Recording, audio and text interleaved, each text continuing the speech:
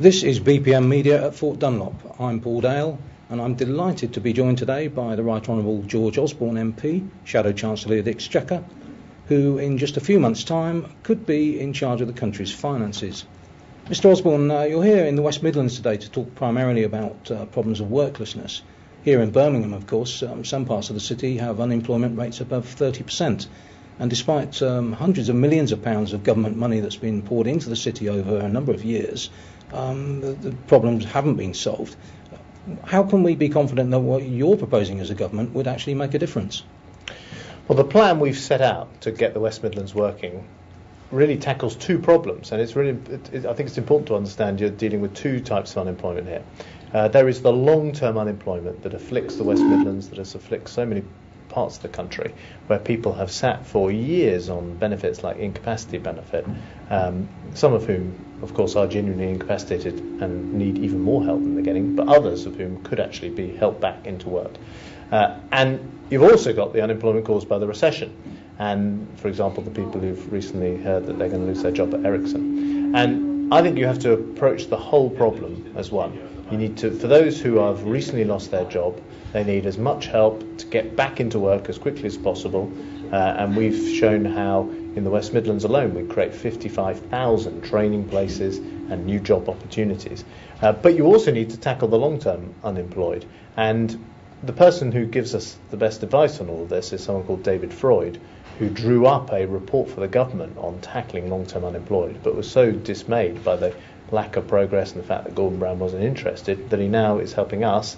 And the combination of helping people who've recently lost their job and dealing with the fact there are too many people sitting on long-term out-of-work benefits, I think is the key to getting this part of the country working again. And how are you going to fund your programme? Well, the money comes from existing schemes that, as you say, aren't working. So there's a scheme called Train to Gain that is not very effective. Some of the New Deal programmes are not working effectively. But we're also prepared to take a pretty tough decision on benefits.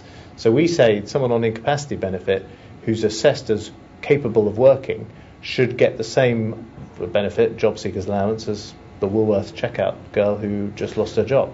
And so that's a tough decision because that's a reduction in that person's benefit, but it's all going to pay for the new training, the new job opportunities that are going to be required. And later today I'll be at Metropolitan College, Birmingham Metropolitan College, to talk specifically about how we create those places, training places, and also encourage businesses in the West Midlands to grow and take on new staff.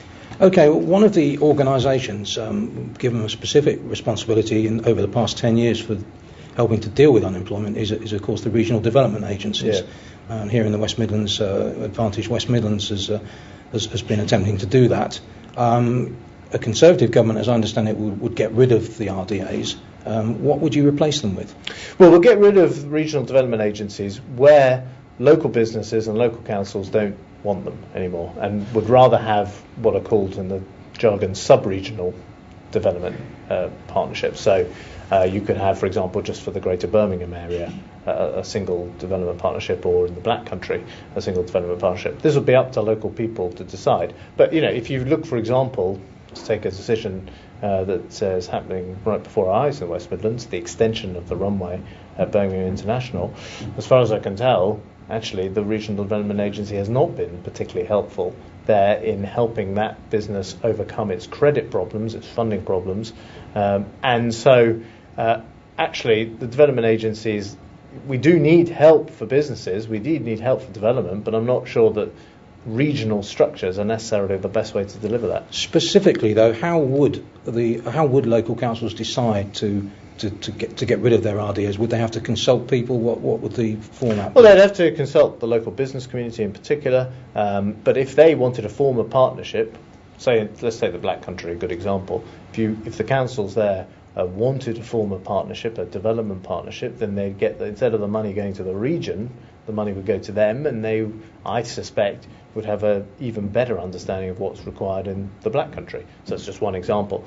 In the end, you've got to judge these organisations, and you've got to judge the government's economic approach by its record. And the fact is, not only here in the West Midlands is unemployment higher than many other parts of the country, but also Britain as a whole is still in recession, when almost every other country in the world has come out of recession. Germany, France, the United States. So it's all very well, you get Labour ministers no doubt sitting here saying we're doing this, we're launching this, we've got these regional development agencies. Fine, let's look at the results. After 12 years of a Labour government, you can actually now look at the results. You don't have to just listen to what the politicians are saying. Well, they met their targets, but maybe the targets were wrong. Well, if the targets were the only country virtually in the world still in recession and some of the highest unemployment, fastest rising unemployment in our history, well, yeah, they may have hit those targets, but I'm not sure they're the right targets. Mr. Osborne, thank you very much. Thank you.